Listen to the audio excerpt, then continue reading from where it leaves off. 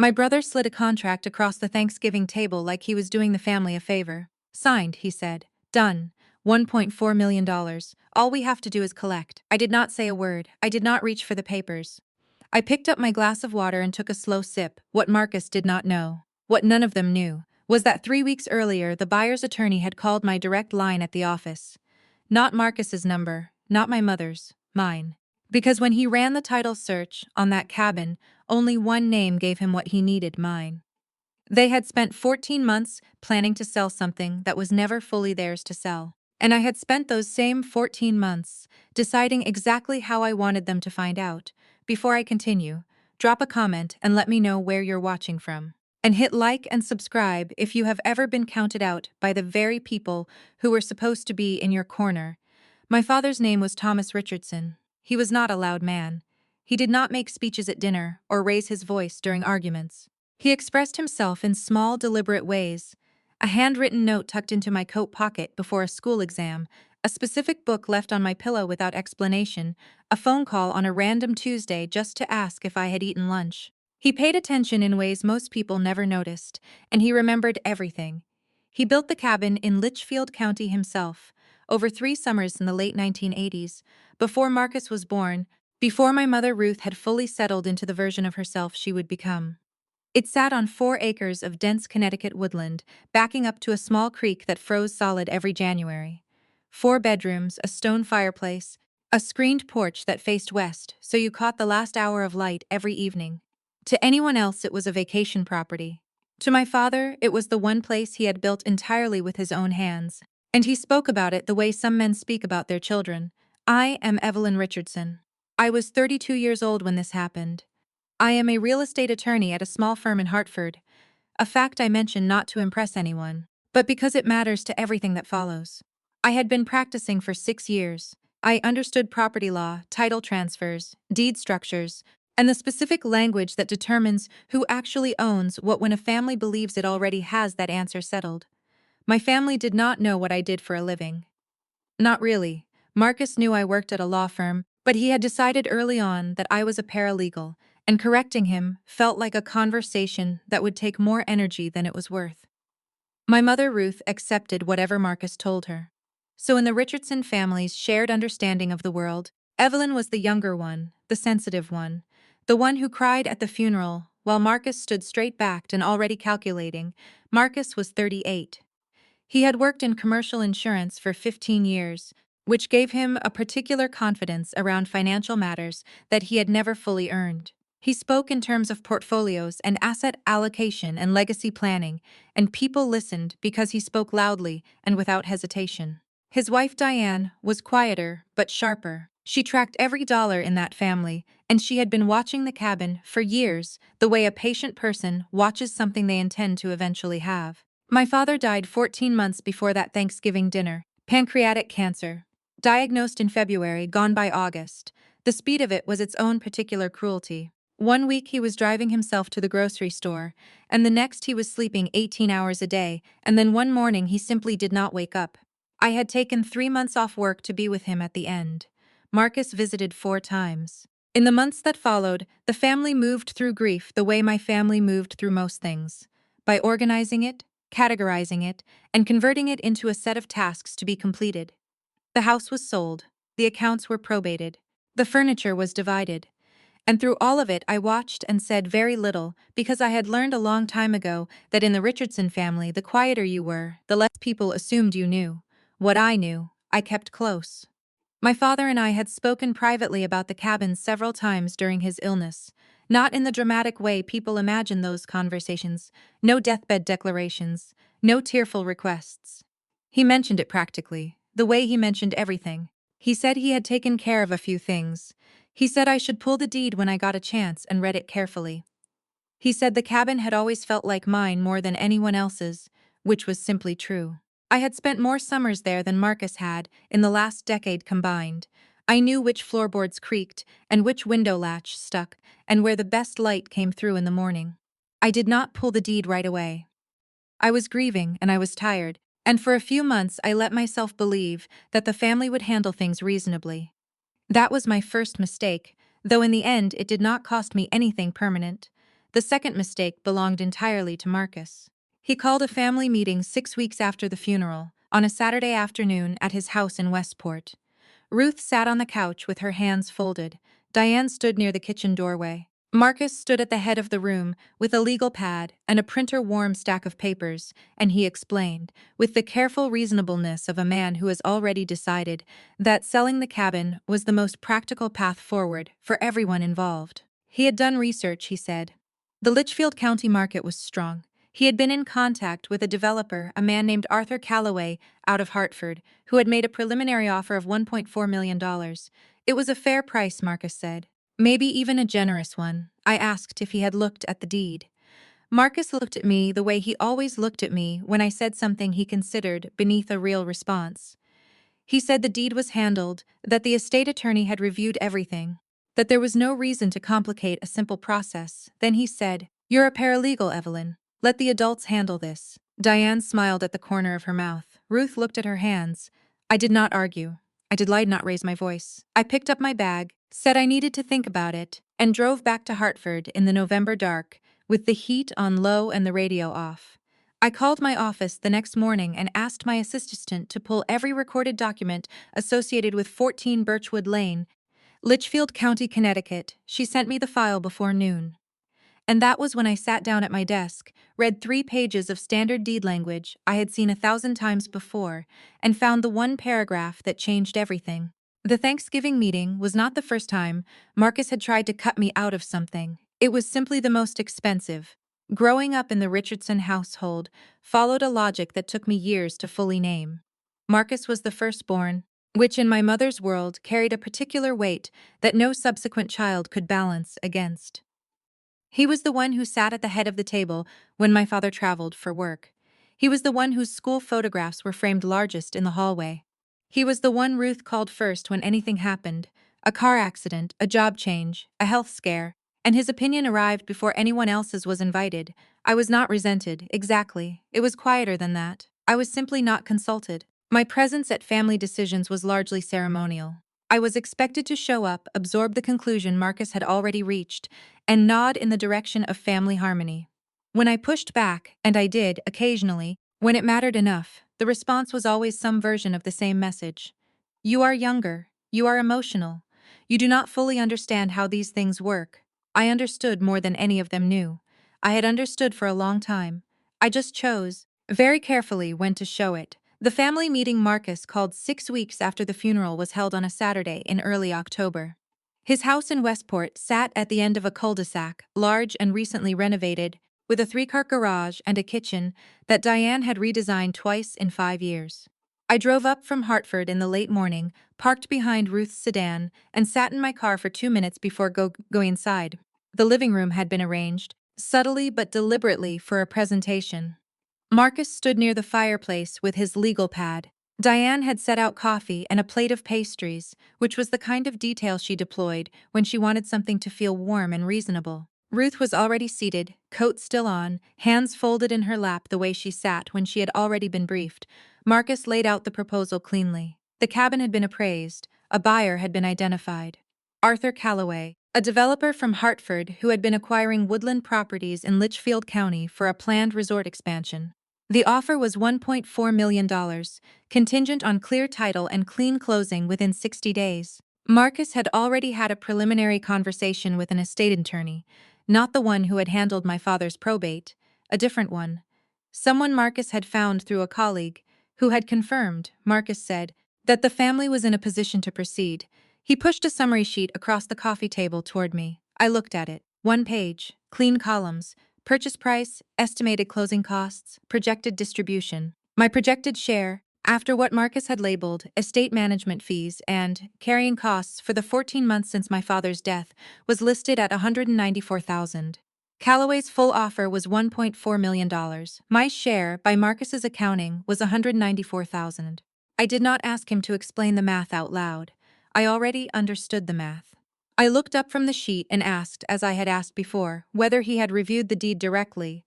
Marcus set down his pen. He said the estate attorney had confirmed everything was in order. He said I was overcomplicating a straightforward situation. He said, and this was the part that stayed with me the whole drive home, The part I heard very clearly and filed away with great care. You're a paralegal, Evelyn. Let the adults handle this. Diane was watching me from the kitchen doorway. Ruth had not looked up. I said I needed some time to think. I picked up my bag. I hugged my mother, which she accepted stiffly, and I walked out through the front door into the cold October air and drove back to Hartford without stopping. I want to describe what I felt on that drive, because people always assume it was anger. It was not anger. Anger is loud and it moves fast and it makes you want to do something immediately. What I felt was much slower and much more useful. It was the particular clarity that arrives when a situation you have been half expecting for years finally makes itself fully visible. It was the sensation of a door swinging open. I had spent 6 years as a real estate attorney. I had handled estate transfers, contested deeds, co-ownership disputes, title complications. I had sat across from families tearing each other apart over properties worth far less than $1.4 million. I knew exactly what language in a deed could change the entire structure of who held power in a transaction. I called my office the next morning. My assistant, a meticulous woman named Sandra who had worked with me for 4 years, pulled the full title history for 14 Birchwood Lane within 2 hours. She scanned everything and sent it to my personal email without asking questions. Sandra was good at reading tone. I opened the file at my kitchen table with a cup of coffee and my reading glasses, and the specific focused attention I brought to documents that I suspected were going to tell me something important. The deed was 11 pages. Standard warranty deed language for Connecticut real property. I read it the way I read every deed, slowly, sequentially, without skimming. By page 4, I had found what my father had quietly arranged 8 months before he died. He had filed an amended deed. A co-ownership addendum, recorded with the Litchfield County Clerk's Office on November 14th, adding my name, Evelyn Marie Richardson, as a joint tenant with right of survivorship, not a beneficiary, not a conditional heir, a co-owner. Recorded, filed, legal, unambiguous. Under Connecticut property law, a joint tenancy with right of survivorship means that upon the death of one owner, the surviving owner takes the whole. It also means that no transfer of the property can be completed without the signature of every owner on record. Marcus could negotiate with Callaway for the rest of his life. He could hire attorneys and draft contracts and shake hands over dinner. He could do all of it with great confidence and complete authority, and none of it would close without my signature. I sat with that for a long time. The coffee went cold. The morning light moved across the kitchen floor. I thought about my father, about the way he had said, in the last weeks of his life, that he had taken care of a few things. About the way he said it without emphasis, without drama, like a man noting that he had remembered to lock the back door. He had known exactly what he was doing. He had known Marcus. He had known Diane. He had known Ruth would follow wherever Marcus led, and he had done the one thing that required no confrontation, no argument, no raised voice. He had simply put my name on the paper that mattered. I closed the file. I refilled my coffee. I called Arthur Callaway's office and asked to speak with his legal counsel. Arthur Callaway's attorney was a man named Gerald Fitch. He had been doing real estate law in Hartford for 30 years, and I could tell within the first 40 seconds of our phone call that he was good at his job. He spoke carefully. He did not waste words, and when I introduced myself and told him my name, there was a brief pause on the line that told me he had already seen it. He had. The title search his firm had run on 14 Birchwood Lane was thorough and recent, pulled the week prior when Callaway had moved from preliminary interest to serious negotiation. Gerald Fitch had found the amended deed, noted the co-ownership structure, and flagged it to Callaway immediately. They had been waiting to see how the family would proceed before deciding how to raise it. Gerald said, carefully, that his client had a significant interest in the property and hoped any title complications could be resolved cleanly. I told him there were no complications. I told him I was aware of my ownership position and that I had not yet been consulted by my family regarding the proposed transaction. I told him that under Connecticut law, any transfer would require my signature and that I wanted to understand his client's intentions before making any decisions. There was another pause. Then Gerald said, Mr. Callaway would very much like to speak with me directly. We scheduled a call for the following Thursday. In the days between that first conversation and the Callaway call, I moved through my regular life with a steadiness that surprised even me. I went to work. I reviewed contracts. I attended a client closing in New Haven on Wednesday morning and drove back in time for a standing lunch with a colleague. I did not call Marcus. I did not call Ruth. I let the silence sit undisturbed, which was something I had learned from my father, that sometimes the most strategic thing you can do is simply wait and let other people's assumptions do the work for you. Marcus called me twice that week. Both times I let it go to voicemail. The first message was breezy, an update about Calloway's timeline, phrased as though he was doing me a courtesy. The second was shorter, slightly clipped at the edges, asking me to confirm I had received the summary sheet and had no outstanding questions. I listened to both messages and saved them without responding. Deanne texted me on Wednesday evening. The message read, "Evelyn, Marcus needs to know you're on board by Friday. The buyer has other options. Don't complicate this for the family." I read it once, set my phone face down on the counter, and finished making dinner. The call with Arthur Calloway happened on Thursday at 2 in the afternoon. I took it at my office with the door closed. Calloway was 61 years old, and he had spent 4 decades buying, developing, and selling properties across New England. He had a developer's bluntness, direct without being rude, efficient without being cold. He said he had been trying to acquire woodland parcels in Litchfield County for 3 years, for a planned wellness resort, that the Richardson cabin sat on exactly the acreage he needed, and that he was prepared to move quickly if the ownership situation could be clarified. I told him it was clarified. I was a co-owner of record. My brother had not informed me of the transaction in any formal or legal capacity. I had not signed any agreement and had no intention of signing one without understanding the full picture. Calloway was quiet for a moment. Then he said something that I did not expect. He said, "Miss Richardson, I want you to know that when my attorney flagged your name on that deed, my first call was to Gerald, not to your brother. I don't do business with incomplete titles, and I don't do business without speaking to every party who has a legal interest. I'm sorry your family put you in this position. I appreciated that." I told him so. We spoke for 40 minutes. He walked me through his development plans, his timeline, his financing structure. He answered every question I asked without deflection. By the end of the call, I had a clear picture of exactly what Arthur Calloway wanted, exactly what he was prepared to offer, and exactly what my signature was worth to him. My signature was worth the entire transaction.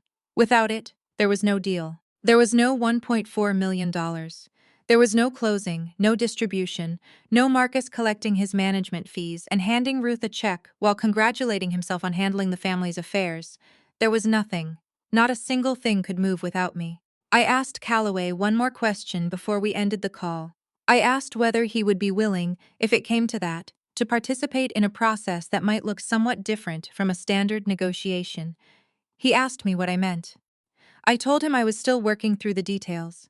I asked him to keep our conversations confidential from my family for the time being, to proceed with whatever contact Marcus initiated as though the transaction were moving forward normally, and to allow me to determine the right moment to make my position known. Another pause. Longer this time. Then Calloway said, "Miss Richardson, I've been in this business for 40 years. I've seen a lot of family property disputes. I'll follow your lead." I thanked him and ended the call. I sat in my office for a few minutes afterward, looking out the window at the Hartford skyline in the thin November light. I thought about what it meant to hold the one piece in a transaction that everyone else needed. I thought about Marcus sliding that summary sheet across the coffee table with $194,000 penciled in under my name after a $1.4 million sale, with a line item labeled estate management fees, absorbing the difference. I thought about my father in his last weeks, thin and tired and still paying attention, filing a deed amendment with the Litchfield County Clerk's office with the same quiet deliberateness he brought to everything he did. He had not protected me dramatically. He had not written letters or made speeches or called Marcus out by name. He had simply made sure that when the moment came, I would be the one holding the door. I picked up my phone and called my firm's trust and estate specialist. I asked her to pull the full terms of my father's trust documents, specifically any separate provisions made in my name. She called back in an hour. What she found made me set down my pen and sit very still for a long time. My father, it turned out, had not only put my name on the deed. My father had established 2 separate financial instruments in the last year of his life. The first was the amended deed. The co-ownership addendum I had already found, recorded quietly with the Litchfield County Clerk in November, 8 months before he died. The second was something I had not known about, until my colleague pulled the full trust documents that Thursday afternoon and read me the relevant language over the phone. My father had established a separate revocable trust, not the family trust that Marcus and the estate attorney had been working from. A different one entirely, set up through a different attorney at a firm in New Haven. Funded over the course of 18 months with a series of modest, unremarkable transfers that would not have drawn anyone's attention. The trust named me as sole beneficiary. It had matured and converted to an irrevocable structure 60 days after my father's death, at which point its terms became fixed and its assets fully mine. The total value of the trust at the time of conversion was $847,000. I asked my colleague to repeat the number. She did. $847,000, held in a managed account at a private bank in New Haven. Transferred cleanly into my name with no probate requirement, no family involvement, no notification to Marcus or Ruth or anyone else. My father had been saving for a long time. He was not a man who spent extravagantly. He drove the same truck for 11 years. He brought his lunch to work in a brown paper bag until the year he retired. He had watched his children, and he had understood what he was watching. And at some point, I think it was earlier than the diagnosis, I think it was years before, he had begun setting things aside. I sat with the phone in my hand for a long time after my colleague finished reading. Outside my office window, Hartford was gray and cold and entirely indifferent to what was happening inside that room. I thought about the last conversation I had with my father 3 days before he died, when he had squeezed my hand and said, with the economy of a man conserving what little energy he had left, that I should not worry, that things were arranged, that I should trust the paperwork. I had thought he meant the general estate documents. The will, the property records, the standard infrastructure of a life being wrapped up. I had not understood he meant something specific. I had not understood the full shape of what he had built for me until that moment in my office, with the November light going flat against the window and my colleague's voice still on the line. My father had given me two things. He had given me the cabin, not as a gift to be disputed, not as a bequest to be contested, but as a legal co-ownership that required my participation in any transaction, and he had given me the means to act on it. The trust was not a nest egg. It was not a sentimental gesture. It was a war chest. It was $847,000 sitting in a private account, fully mine, specifically structured so that I could make decisions about the cabin from a position of financial independence rather than desperation. He had known. He had known that if he left the cabin in the general estate, Marcus would maneuver it out from under everyone within a year. He had known that without independent resources, I would be in the position of someone who has the legal right to refuse, but not the financial security to exercise it. He had solved both problems, separately, quietly, without ever telling me directly, because telling me directly would have required a confrontation he no longer had the energy for, and I no longer needed. I was not simply a co-owner who could block a sale. I was a co-owner with nearly $1 million available to make a different kind of offer entirely. I called Gerald Fitch the following morning. I told him I had reviewed my full financial position and that I wanted to explore a scenario that had not yet been discussed. I asked him to present it to Callaway, informally before anything was committed to paper. Gerald listened without interrupting. I told him that I was not interested in selling the cabin. I was interested in buying it, specifically, in purchasing my brother's and mother's shares at full fair market value, which Callaway's own appraisal had already established at $1.4 million. I had the funds to do it. I was prepared to move quickly, and I would need Callaway's cooperation to hold the transaction in its current form until I chose the right moment to disclose my position to my family. Gerald was quiet long enough that I checked the line to make sure the call had not dropped. Then he said he would speak to his client. Callaway called me back himself. That same afternoon, he did not waste time. He said he had been planning to develop the parcel, but that development timelines were long, and his capital was not constrained. He said if I was prepared to buy out my family's interest and retain the property, he had no objection to stepping back, and that he would, if I found it useful, allow the existing negotiation with Marcus to continue undisturbed until I was ready. I told him I found it very useful. I told him I had one specific request. I asked him to wait for my signal. I asked him, when the moment came, to bring Gerald to whatever final meeting Marcus arranged, because Marcus would want a witness to what he believed was going to be his victory, and I wanted that same witness present for something else entirely. Callaway said, When do you want to do this? I said, Thanksgiving. He did not laugh. He said, I'll have Gerald there. I spent the next 3 weeks in a state of unusual calm. I reviewed the buyout structure with my trust attorney. I confirmed the account liquidity. I drafted the purchase documents with Sandra's help and had them reviewed by 2 colleagues whose discretion I trusted completely. I did not call Marcus. I did not call Ruth. I sent Diane a brief text, saying I was still thinking things through, which she interpreted as hesitation and relayed to Marcus as confirmation that I would not be a problem. That was the last mistake they made. It was also, in its way, the most expensive. Marcus called me the week before Thanksgiving, his voice carrying the particular warmth he deployed when he needed something to go smoothly. He said he was hosting the holiday at his house in Westport. He said Calloway and Gerald would be stopping by after dinner to finalize the paperwork in a relaxed setting, make it feel like a family moment rather than a transaction. He said he thought it would be nice if I came. He said it like he was doing me a favor. You should be there, Ev. Be part of the family celebration. I told him I would be there. I ended the call, opened my desk drawer, and looked at the folder Sandra had prepared. Clean, organized, every document in order. The buyout offer. The trust transfer authorization. The deed amendment confirming my co-ownership. Everything Gerald would need to walk Marcus through the exact nature of what had just happened to him. I closed the drawer.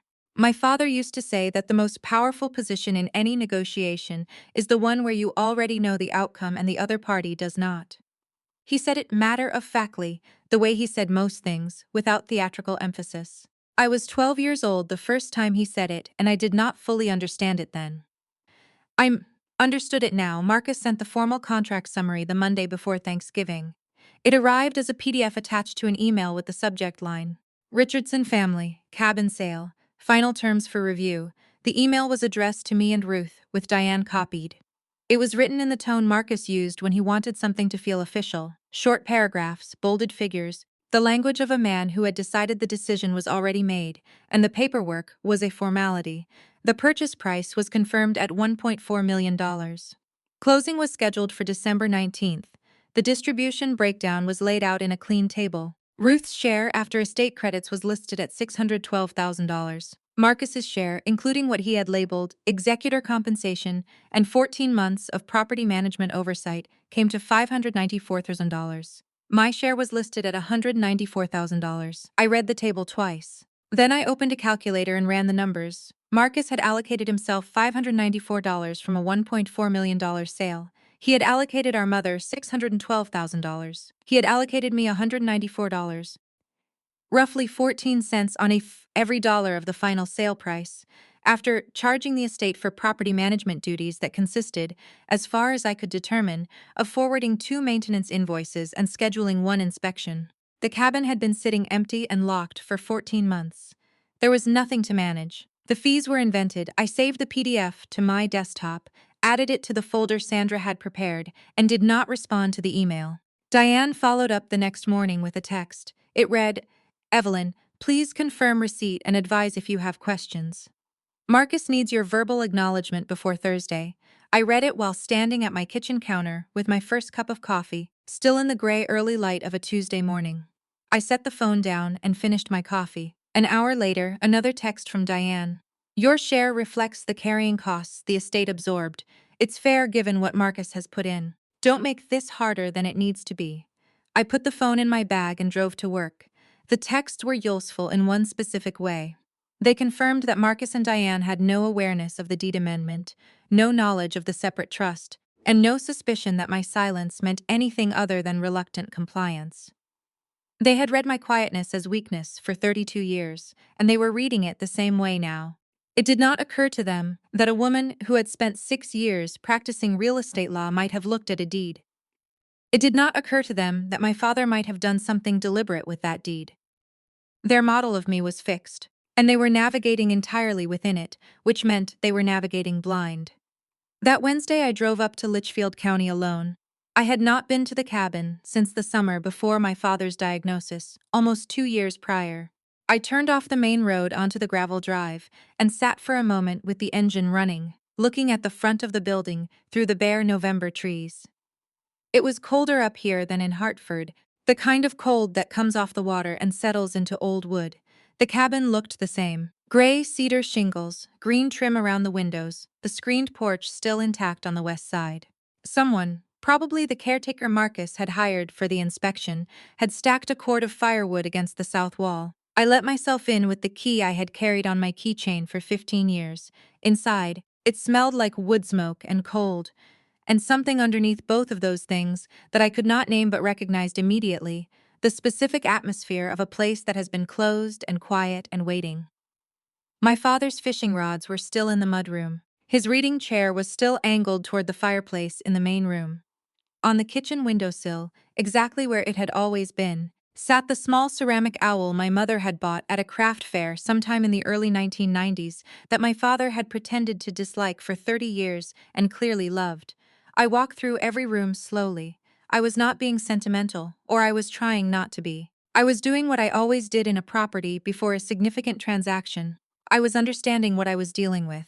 4 bedrooms, good bones, original stone fireplace, updated kitchen from 2011, new roof in 2019, creek access on the eastern edge of the property, 4 acres of mature hardwood, the kind of parcel that did not come available often in that county. I stood on the screened porch in the cold for a few minutes, looking out at the tree line in the flat gray November light. My father had sat on this porch every summer morning he was here, with coffee and whatever book he was reading, for 30 years. He had built this porch himself, added it in the 3rd summer of construction, because he wanted somewhere to sit in the rain. He had carried every board and driven every nail, and he had sat here year after year while his children grew up, and the trees got taller and the world got louder. And he had been at peace in this specific place in a way I do not think he was at peace anywhere else. I was not going to let Marcus sell it. I drove back to Hartford in the early evening, called Sandra, and confirmed that every document in the folder was finalized and ready. She confirmed it without ceremony, which was why I trusted her. That night Marcus called again. His voice had the smooth, pressurized quality it got when he was performing patience he did not actually feel. He said he was looking forward to Thursday. He said Calloway and Gerald were confirmed for 8 o'clock, after dinner. He said he wanted everyone relaxed and in good spirits before the paperwork. He said, and I noted this carefully, that he had invited a few family members beyond the immediate 4 of us. Aunt Carol and her husband, Uncle Pete, 2 of Ruth's cousins who had known my father for decades. He wanted an audience.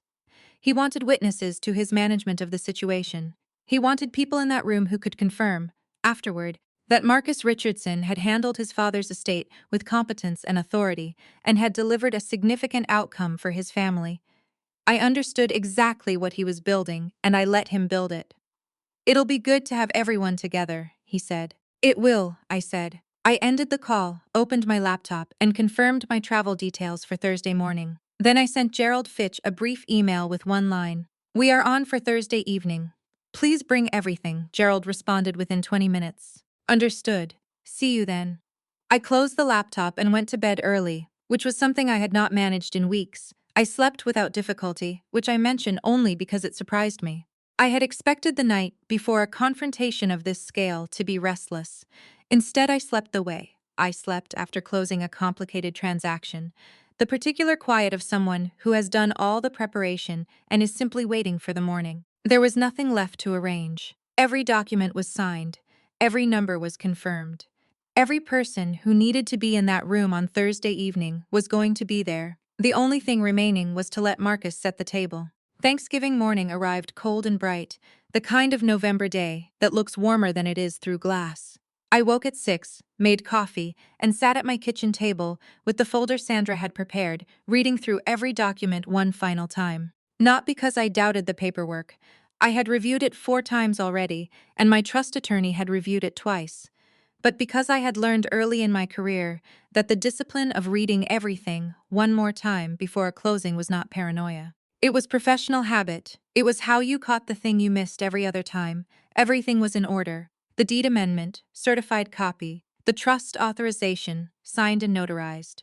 The buyout offer, drafted cleanly with the purchase price broken down by interest percentage, the total coming to $987,400. The fair market value of Marcus and Ruth's combined ownership share as established by Calloway's own appraisal, rounded to the nearest hundred, not a dollar more and not a dollar less. The transfer documents, the title insurance binder, the wire authorization from the New Haven account. I closed the folder and put it in my bag. I drove to Westport through the morning traffic, arrived at Marcus's house at noon as I had been asked. The driveway was already crowded. Ruth's sedan, Aunt Carol's SUV, two cars I recognized as belonging to cousins on my mother's side. Someone had hung a fall wreath on the front door. Through the sidelight windows, I could see movement and light, and the particular warm blur of a family gathering already in motion. I sat in my car for 90 seconds. Then I picked up my bag and went inside. The house smelled like roasting turkey and someone's perfume, and the particular warmth of too many people in a heated space. Aunt Carol hugged me in the entryway and told me I looked thin. Uncle Pete shook my hand with both of his, the way he always did, and asked how Hartford was treating me. Ruth was in the kitchen, moving between the stove and the counter with the focused efficiency she deployed during holiday cooking. She kissed my cheek when I came in, and for a moment she looked exactly like my mother, and I felt the full weight of what the day was going to cost her. Marcus found me within 5 minutes. He was in good spirits, expansive, easy, the particular mood he was in when he believed things were going according to plan. He had dressed well for a Thanksgiving at home, a sport coat over a collared shirt, the outfit of a man who wanted to look authoritative without appearing to try. He handed me a glass of white wine and told me I was going to love the deal he had put together. He said Callaway was a fair man, and the numbers were solid, and by Christmas everyone would have their distributions settled. I thanked him for the wine. Diane was moving through the room with the careful attention of a woman managing multiple variables. She caught my eye once across the living room and gave me a small, tight smile, the smile of someone who had been worried I might cause a scene and was relieved for now that I appeared to be behaving. I smiled back without warmth and turned to talk to Uncle Pete about his garden, which he had been expanding for 3 years and spoke about with genuine passion. Dinner was served at 3.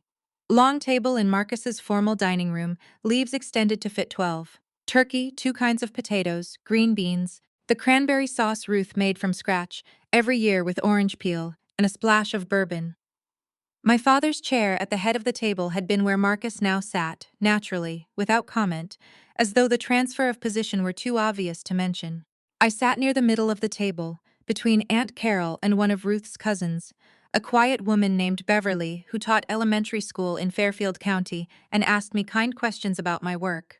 I answered them honestly and briefly and ate my dinner and let the conversation move around me the way it always did at large family gatherings, loud in patches, comfortable in others, full of the specific rhythms of people who have known each other for decades.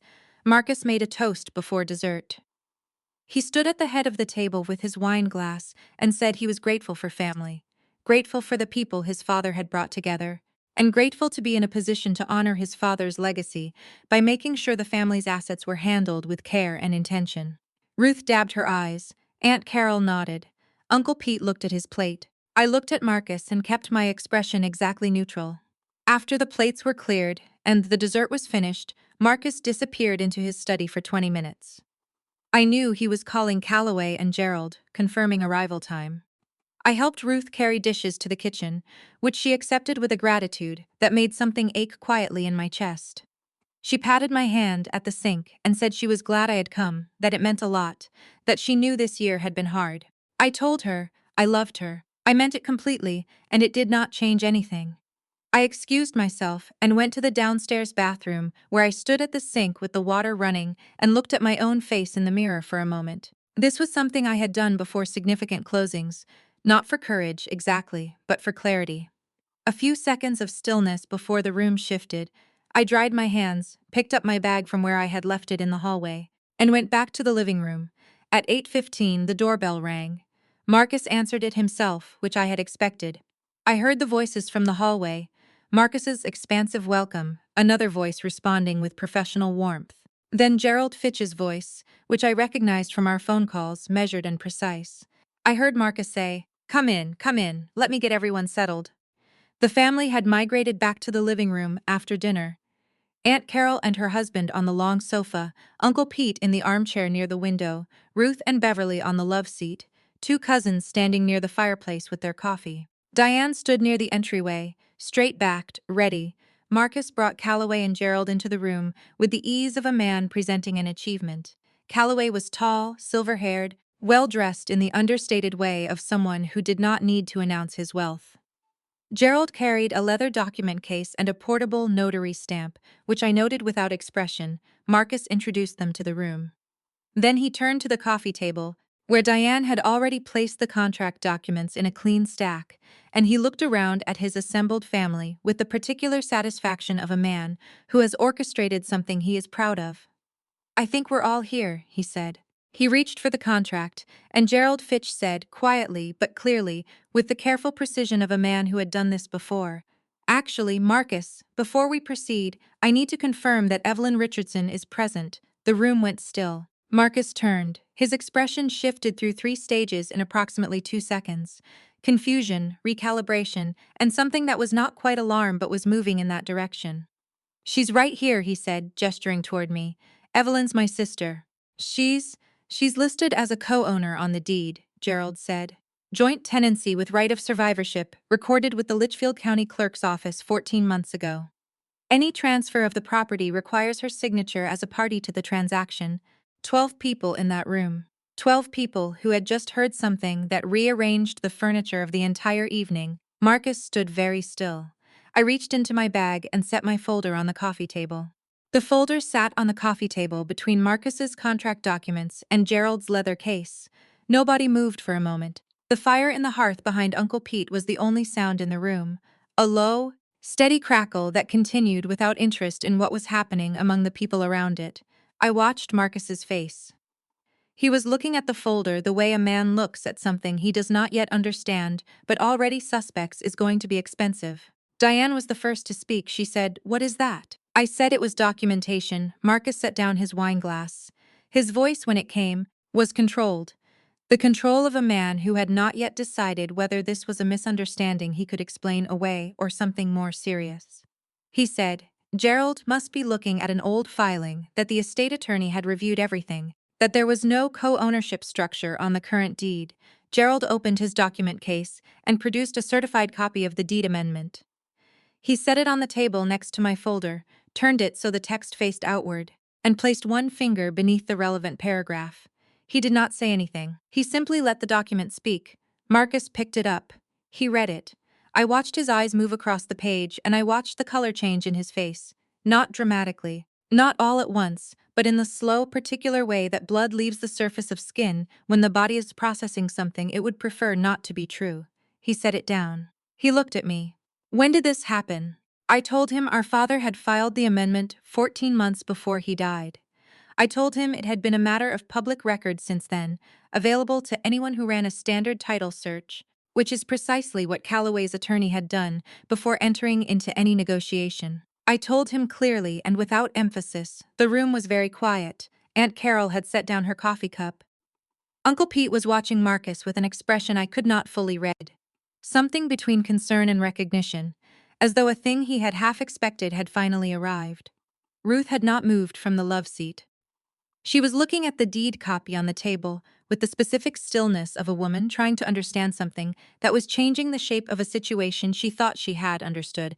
Deanne had not sat down. She was standing near the fireplace now, arms crossed, and her expression had passed through confusion and arrived somewhere harder. She said, "So what does this mean for the closing?" Gerald answered her. He said it meant the transfer could not proceed without Evelyn's signature as co-owner of record. He said this was not a procedural technicality.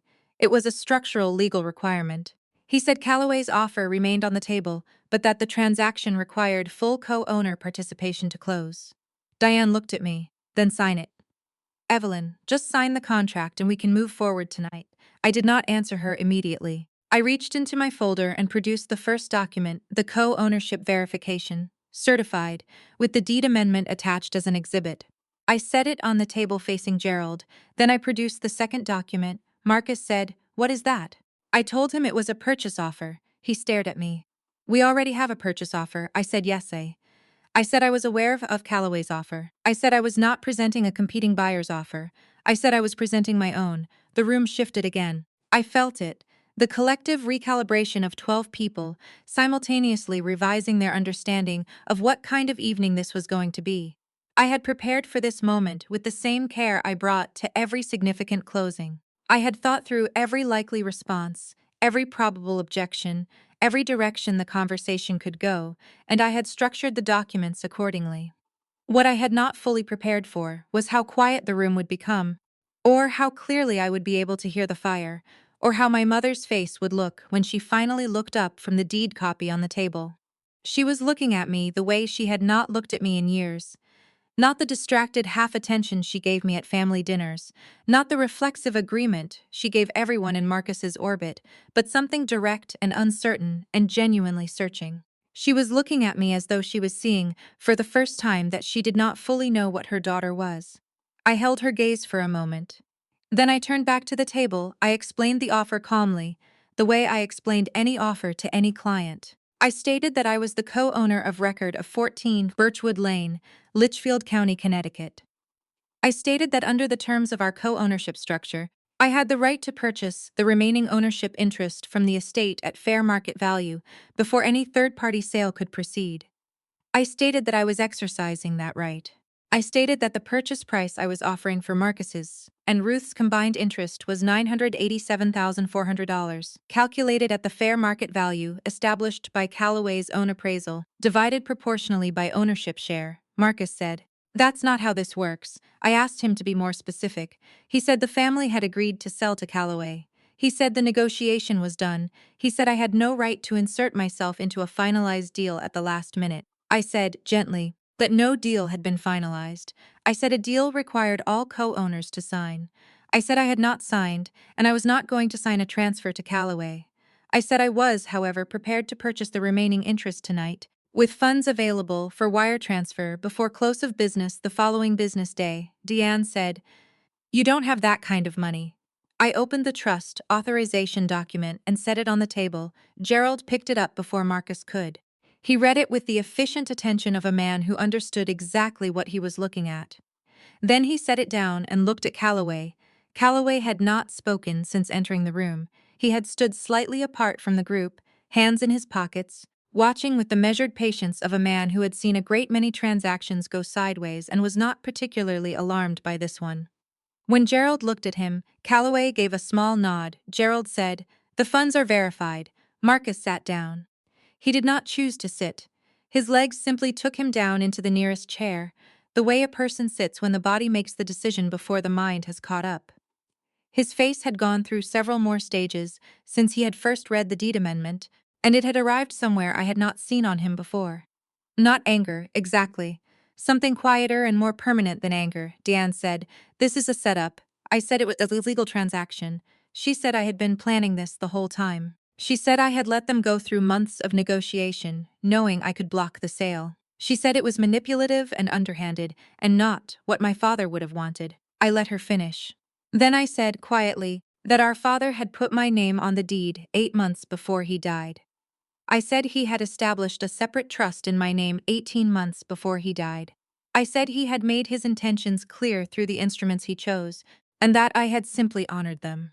I said I did not think it was useful to speculate about what he would have wanted, because he had written down what he wanted, in legal language, and it was sitting on the coffee table. Deanne opened her mouth, closed it. Marcus had not spoken since he sat down. He was looking at his hands. Aunt Carol said, from the sofa, in a voice that was careful and quiet. Thomas always did know what he was doing. Nobody responded to that, but I saw Uncle Pete nod once, very slightly. At nothing in particular. I looked at Ruth. She had been watching the whole exchange from the love seat without speaking.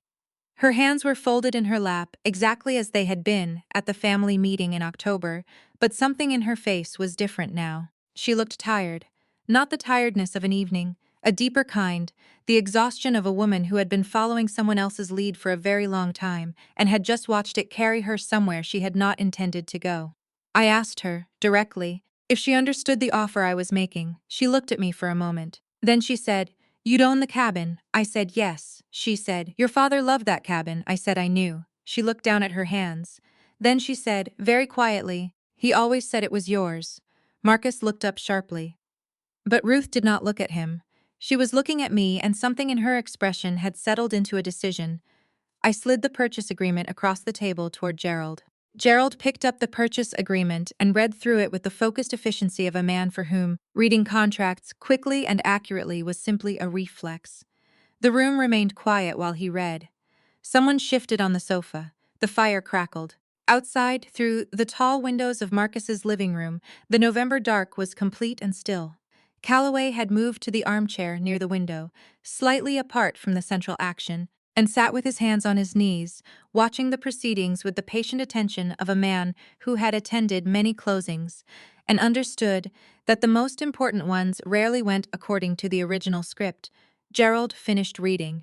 He set the agreement down and looked at me. He said the documentation was in order. He said the trust authorization was valid and the funds were confirmed available. He said the offer reflected fair market value as established by his client's own appraisal and that the terms were clean. Marcus stood up. He had been sitting in the armchair near the fireplace for several minutes, in a silence that had moved through several stages, stunned, calculating, something approaching desperate, and when he stood, the movement had an energy to it that made Aunt Carol shift back slightly on the sofa. He was not going to accept this quietly. I had known he would not. I had prepared for exactly this. He said the offer was irrelevant. He said he and Ruth controlled the majority of the estate. He said he had an agreement with Calloway, a signed letter of intent, and that Evelyn could not simply walk into a family dinner with a stack of papers and undo months of legitimate negotiation. I said the letter of intent was non-binding pending clear title. I said clear title required my signature. I said I had not signed and was not going to sign a transfer to any third party, which meant Calloway's letter of intent was, in practical terms, unenforceable. Marcus looked at Gerald. Gerald said, without apology, "She's correct." The color in Marcus's face had moved past pale and into something with more red in it. He said this was not what my father intended. He said my father had wanted the family to benefit equally from the estate. He said I was using a technicality to seize an asset that belonged to all of them. I said the deed amendment was not a technicality. I said it was a deliberate legal instrument filed with the county clerk by our father while he was of sound mind and body, 8 months before his death, with full understanding of its implications. I said if Marcus believed our father had made an error in judgment, he was welcome to contest the deed in probate court, which would take approximately 18 months, cost both of us significant legal fees, and almost certainly fail. Because the amendment was properly executed and witnessed, and there was no legal basis for invalidating it. I said all of this calmly, at a normal volume, without moving from where I stood. Marcus said, "You planned this from the beginning." I said I had responded to a situation as it developed. He said, "You let us negotiate for months knowing you could block it." I said he had not consulted me about the negotiation. I said he had presented a summary sheet with $194. Zeros penciled in next to my name, after a $1.4 million sale, and labeled the difference as management fees. I said he had called me a paralegal in front of our mother and told me to let the adults handle things. I said I had handled things. The room was silent. Diane had stopped arguing. She was standing near the fireplace with her arms still crossed, but the energy had gone out of her posture. The collapse that comes when a person realizes the position they have been defending no longer exists. She was looking at the documents on the coffee table with an expression that had passed through anger and arrived at the specific devastation of someone calculating a loss. The cousins near the back of the room had not spoken at all. Beverly, Ruth's cousin, the schoolteacher, had her hands folded in her lap and was looking at the floor with the careful neutrality of someone who understood they were witnessing something that was not their business to enter. Aunt Carol was watching Marcus. She had known him since he was born, and I could see in her face that she was seeing something she recognized. The version of him that emerged when things did not go the way he had arranged. Uncle Pete had not looked up from his coffee in several minutes. I turned to Ruth. She had not moved from the love seat. She was sitting with her hands in her lap and her eyes on the middle distance, somewhere between the coffee table and the fireplace, and she had the look of a woman absorbing something she had understood, on some level, for longer than she had admitted to herself. I asked if I could sit with her for a moment. She looked up. Something in her face opened slightly, the way a door opens when the pressure on the other side is released. She moved her coat from the cushion beside her. I sat down next to my mother and spoke back quietly, just to her, with the rest of the room still and present around us. I told her that the offer I was making was genuine and fair. I told her it was the full market value of her share, calculated honestly, with no deductions for invented fees or management charges. I told her the money would reach her account within 48 hours of her signature. I told her she would not lose anything financially. I told her the only thing that would change was that the cabin would belong to me. She looked at her hands. She said, Marcus needed that sale. I said I understood that. She said, he put down a deposit on a house for me. In Boca, he said it was from the cabin money. I looked at her. I said, he used the anticipated proceeds to make a deposit? She said yes. She said he had done it 2 months ago. That it was a retirement community she had been looking at. That Marcus had told her it was essentially done. I kept my face still. Internally, I was calculating. 2 months ago, the transaction was not close to done. The title had not been cleared. The co-ownership issue had not been resolved. Marcus had used money he did not yet have and had no guarantee of receiving to make a deposit on a property for our mother. It was exactly the kind of move a man makes when he is certain enough of an outcome that he stops treating it as uncertain. It was also the kind of move that becomes very costly when the outcome does not materialize. I asked Ruth if she knew how much the deposit was. She said $45,000. I sat with that for a moment. Then I told her that my offer was for the full fair market value of her interest, which at the proportional split came to $493,700. I told her that was significantly more than $194,000, which was what Marcus's distribution had allocated to her after his management fees. I told her that $493,700 would cover her deposit and leave her with over $440,000 beyond it. She looked at me for a long time. I asked if she had any questions about the offer. She said, "Did your father know Marcus would do this?" I said I believed our father had understood the situation very clearly. She was quiet for a moment. The fire had settled lower in the hearth. Somewhere in the back of the room, one of the cousins cleared his throat softly. Ruth said, "Where do I sign?" Marcus said, "Mom?" His voice had changed. The authority had gone out of it. What remained was something rawer and less controlled, the voice of a man who has watched the structure of a situation collapse and is now watching the people inside it make choices he cannot reverse. Ruth did not look at him. She kept her eyes on me and she said again, with a steadiness that I had not heard from her in years, "Where do I sign, Evelyn?" I picked up the purchase agreement. I turned to the signature page. I set it on the cushion between us with a pen. Gerald moved to our side of the room and positioned himself to witness and notarize. Calloway stood quietly near the window. Aunt Carol watched from the sofa with her hands folded. Ruth picked up the pen. Her hand was steady. She signed her name in the clean, careful cursive she had used her entire life, Ruth Ann Richardson, and set the pen down on the cushion. Gerald stamped the notary seal. Marcus had not moved. He was standing near the fireplace with one hand on the mantel and his face showing something I did not have a clean name for. It was grief and anger and the specific humiliation of a man who had arranged a performance for an audience and watched the performance become something else entirely. I looked at him.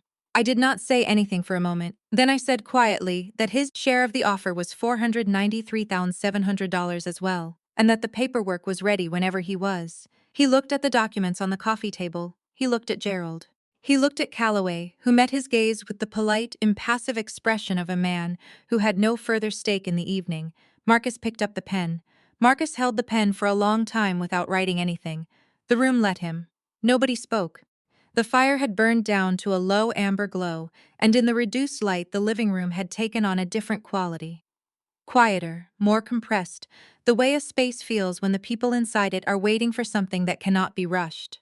Diane stood near the fireplace with her arms at her sides now, the crossed arm posture finally abandoned, and she was watching her husband with an expression I could not read from where I sat. Gerald stood to the side with his notary stamp in his hand, patient and professional, doing nothing to hurry the moment. Calloway had not moved from his position near the window.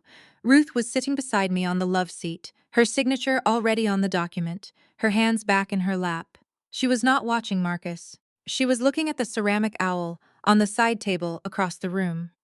One of Diane's decorative pieces, not the one from the cabin kitchen, but close enough in shape that I understood why her eyes had settled there. Marcus was reading the purchase agreement.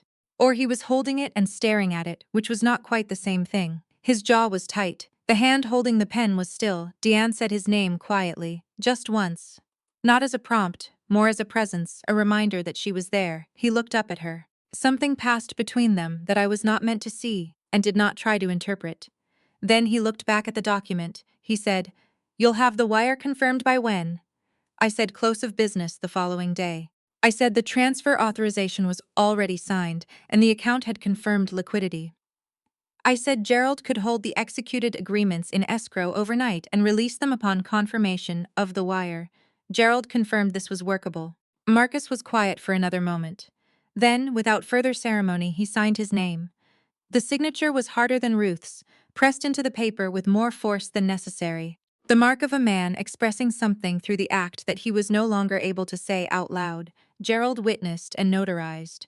He collected both signed agreements, placed them in the leather case with the efficiency of someone who had been doing this for 30 years, and confirmed that he would hold them in escrow pending wire confirmation. He looked at me and said, "Congratulations, Miss Richardson. You own the cabin." Calloway crossed the room and extended his hand. His grip was firm and brief. He said, "Your father raised a careful woman." He said it without irony and without sentimentality, the way a man says something he simply believes to be true. And then he nodded to Gerald, and they gathered their things and let themselves out through the front hall. The door closed behind them. The room was still for a long moment after the sound of Calloway's car faded from the driveway. 12 people remained in Marcus's living room, arranged around the low amber light of the dying fire, and the silence had a specific texture, the silence after something significant. When the event itself has finished, and what remains is the beginning of understanding what it means, Aunt Carol stood up. She was a practical woman who had raised 4 children and buried 1 husband and navigated 68 years of life with the quiet competence of someone who understood that most situations required action rather than commentary. She came to where I sat, bent down, and hugged me with both arms. She did not say anything. She held on for a moment and then straightened and went to the kitchen. And within 2 minutes, I heard the sound of dishes being rinsed and put away. Uncle Pete stood and stretched and looked at Marcus with an expression that was not unkind and not warm, and was simply honest. He said, "Tom always knew what he was doing." Then he followed Carol into the kitchen. The cousins said their quiet goodnights and collected their coats and left without drama. The way people leave when they understand that the family they are adjacent to needs space to be private. Beverly paused near the door and touched my shoulder briefly as she passed. She did not say anything either. I appreciated that, which left Marcus and Diane and Ruth and me. Diane moved first. She picked up the empty coffee cups from the side tables and carried them to the kitchen with the precise, contained movements of a woman, converting her feelings into domestic task. She did not come back out. Ruth rose from the love seat. She was moving with the deliberateness of someone who is tired in a way that sleep will not immediately fix. She picked up her coat from the arm of the sofa, found her purse, and stood for a moment looking at nothing in particular. Then she looked at Marcus. She said, "You told me the deposit was covered," Marcus said. "It will be. It is." "Evelyn's offer covers it," Ruth said. "You told me the sale was done," he said. "It effectively was." "I didn't know about the," she said. "You didn't look at the deed." It was not a question. It was the statement of a woman arriving at a conclusion she had perhaps been approaching for a long time. And it landed in the room with the particular weight of something said aloud for the first time. Marcus did not answer. Ruth looked at him for a moment longer, then she looked at me. Her face had settled into something that was neither warm nor cold, the expression of a woman making a series of small, quiet adjustments to her understanding of her life, and doing it in real time. In front of the people it concerned, she said, "Thank you for the offer, Evelyn." "It was fair," I said. "I know." She nodded once. Then she put on her coat, kissed my cheek with a brevity that held more in it than a longer gesture would have, and walked to the front door. I heard it open and close. I heard her car start in the driveway. Then quiet. Marcus and I were alone in the living room. He was standing near the fireplace, one hand on the mantel, the way he had stood for most of the evening. The fire was nearly out. The room was cooler than it had been. He was looking at the space above the hearth, where a painting of a coastal scene had hung since he and Diane redecorated 4 years ago, and his face had the emptied quality of a man who has spent all evening burning through something and has arrived at the other side of it with nothing left to spend. I picked up my bag. "I put on my coat," he said, without turning. "You could have told me." I considered that for a moment. I said, "You told me you were a paralegal and to let the adults handle it." He was quiet. I said, "You allocated yourself $594,000 from a $1.4 million sale and called the difference management fees." He did not respond. I said, "You put a $45,000 deposit on a retirement community for mom using money you hadn't received from a deal you hadn't closed on a property you didn't fully own." The fire popped once in the hearth. A last small adjustment of wood settling into ash, I said. "I gave you fair market value. I gave Mom fair market value. You will both receive exactly what your share of that property was worth, calculated honestly, without deductions." I buttoned my coat. I said, "Dad knew you wouldn't look at the deed." He also knew I would. Marcus turned and looked at me then. His face was older than it had been at the beginning of the evening, or I was seeing it more clearly, and I felt the full, complicated weight of what it meant to be in a family. To love someone imperfectly and be loved imperfectly in return, and still have to look each other in the face across the wreckage of a Thanksgiving dinner. I did not feel triumphant. I want to be clear about that. I had felt calm throughout the evening, and I felt calm now, but it was not the calm of satisfaction. It was the calm of something completed, the particular stillness that follows a long process that has reached its correct conclusion. I picked up the folder from the coffee table and put it in my bag. I said good night. Marcus said nothing. I walked through the front hall, past the fall wreath on the door, and out into the cold November night. My car was the last one in the driveway. I sat in it for a moment with the engine running and the heat coming up slowly, and I looked at the lit windows of my brother's house and felt the full weight of the day moving through me. Not grief exactly, not relief exactly, something that contained both and was larger than either. Then I put the car in reverse and drove back to Hartford through the dark. The wire confirmation arrived at 9:47 the following morning. Gerald released the executed agreements from escrow at 10:15 at 10:16, 14 Birchwood Lane, Litchfield County, Connecticut, belonged entirely and solely to me. The first thing I did after the wire confirmed was call Sandra. She picked up on the second ring, and when I told her it was done, she said, "Good, just that." One word, delivered with the compressed satisfaction of someone who had helped build something and was pleased to see it hold. I thanked her and ended the call, and sat at my kitchen table with my coffee and the quiet of a Wednesday morning and let myself feel, for the first time since October, something close to peace. The legal work that followed was not dramatic. Gerald filed the final deed transfer with the Litchfield County clerk within the week. The title insurance binder was confirmed. The estate was formally closed on the cabin, the last remaining asset, with a brevity that felt almost anticlimactic given everything that had preceded it. Sandra organized the files and archived them. My trust attorney sent a brief note confirming the account balance after disbursement, which still left me with $147,000 in reserve after the full buyout. My father had calculated carefully. He always did. I drove up to Litchfield County the Saturday after the wire confirmed.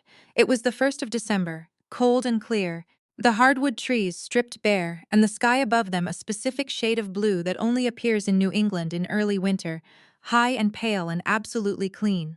I turned onto the gravel drive and parked, and sat for a moment the way I always did, looking at the front of the cabin through the trees. Then I went inside and opened every window for an hour.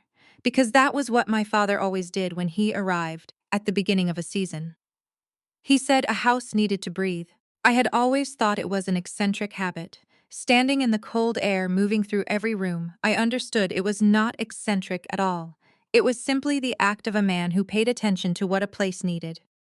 I closed the windows when the rooms had aired out, built a fire in the stone hearth, and made coffee in the kitchen with the bag of grounds I had brought from Hartford. I stood at the kitchen counter while it brewed and looked out the window at the creek, which was moving slowly under a thin skin of ice at the edges. I opened the drawer next to the stove, the one that had always held takeout menus and rubber bands and the accumulated small debris of a family's summers, because I needed a spoon. And there, beneath a folded gas station map of Connecticut that had been in that drawer since approximately 1997, was an envelope. My name was on the front, written in my father's handwriting, his particular print, careful and even, the handwriting of a man who had learned to letter at a time when people were taught that it mattered. I set down my coffee cup. I picked up the envelope. I stood at the kitchen counter in the December light with the fire going in the next room, and I held it for a long moment before I opened it. It was one page, dated the previous November, 14 months before he died. He wrote that he had taken care of the deed that morning, that everything was filed, that I should not worry. He wrote that he knew what Marcus would do when the time came, because Marcus had always done the same thing. Moved quickly, counted on people not looking closely, assumed that confidence was the same as authority. He wrote that he had watched me practice law for 6 years, and that he knew I looked closely at everything. And that this had made him very proud in a way he was not always good at saying aloud. He wrote that the cabin had always felt like mine because it was the place where I had been most fully myself. As a child, as a teenager, as an adult. He said he remembered the summer I was 9 and had spent 3 consecutive mornings attempting to identify every species of bird that came to the feeder on the back porch, keeping a notebook with careful drawings of each one. He said that was the summer he understood what kind of person I was going to become. He wrote that he was sorry he could not be there. He wrote that he hoped the fire was going. He wrote, "Take care of the creek. It freezes hard in January, but it always comes back in March. Everything does, eventually." He signed it. Dad, I stood at that kitchen counter for a long time. The coffee finished brewing and I did not pour it. The fire settled in the next room. Outside, the creek moved under its thin edge of ice, quiet and persistent, exactly as it always had. I folded the letter and put it back in the envelope, and put the envelope in my coat pocket, where it has been, in some form, ever since. In the months that followed, I did not hear from Marcus directly. Diane sent one email in January, brief, formal, asking a procedural question about the estate closure that she could have asked the estate attorney. I answered it factually, and she did not write again. The $45 Zil deposit on the Boca retirement community was released when the purchase contract fell through, because Marcus had been unable to cover the remaining balance without the cabin proceeds he had anticipated. Ruth told me this herself, in February, over coffee at a diner halfway between Hartford and Westport. It was the first time we had spoken privately since Thanksgiving. She looked tired but not broken. We talked for 2 hours, carefully at first and then less carefully, and at the end of it, she said she was thinking about moving closer to her sister in Vermont rather than to Florida. She said Florida had never really appealed to her. She said Marcus had chosen it. I told her Vermont was beautiful. I told her the offer still stood if she wanted to come to the cabin in the summer. She said she might take me up on that. She has come twice. She sits on the screened porch in the mornings with her coffee, and she does not talk much, and neither do I. And it is the closest thing to peace I have seen in her in years. Marcus and Diane listed their house in Westport in the spring. The carrying costs on the renovation had been financed partly against the anticipated cabin proceeds, and without that liquidity the numbers did not hold. They moved to a smaller house in a town 40 minutes further from the city. I know this because Aunt Carol told me, without editorializing, the way Carol told most things, as information, not as verdict. I have not spoken to Marcus since Thanksgiving night. I think about that sometimes. About what it costs to be right, and what it costs to be wronged, and whether those two things ever fully balance against each other. I do not think they do. I think the ledger of a family is always uneven, and the goal is not to settle it, but to understand it clearly enough that you stop letting other people make the entries on your behalf. My father understood that. He spent his whole life understanding it quietly. In the background, in deeds filed with county clerks and trusts established at small firms in New Haven, and letters left in kitchen drawers for the daughter he believed in most. I opened the cabin for short-term rental in June. 4 nights minimum, $8. $500 per week in peak season. The first summer was fully booked by April. I hire a local property manager for the day-to-day, a woman named June who has lived in Litchfield County her whole life and knows every contractor and plumber and electrician within 30 miles. She takes 12% and earns every dollar of it. I keep 2 weeks in August for myself. I sleep in my father's room, in the bed he built from a kit in 1991 that has held together through 30 years of use. I wake early and make coffee and take it to the screened porch. I watch the light come through the trees from the east, the specific Connecticut morning light that I have known since I was a child, and I listen to the creek moving over the stones at the bottom of the property, and I read, or I do nothing, and the world is very quiet for a few hours before it begins again. My father was right about the creek. It froze hard that January, solid enough to walk on if you were careful. By March it had come back completely, running clear and fast over the same stones, carrying the same sound it had always carried, as though the ice had never been there at all. Everything does come back, eventually. You just have to make sure, when it does, that your name is on the deed. If this story moved you the way it moved me to tell it, leave a comment below and let me know. Have you ever been underestimated by someone who should have known better? Have you ever stayed quiet because you knew the moment wasn't right yet? I want to hear from you. And if you are watching this and you are in the middle of your own quiet, holding your own folder, waiting for your own Thursday night, I want you to know that patience is not weakness. Knowledge is not weakness. Knowing when to speak is not weakness. It is, in fact, the only thing my father ever needed to teach me. Hit like if this story stayed with you. Subscribe so you are here for the next one. I will see you then.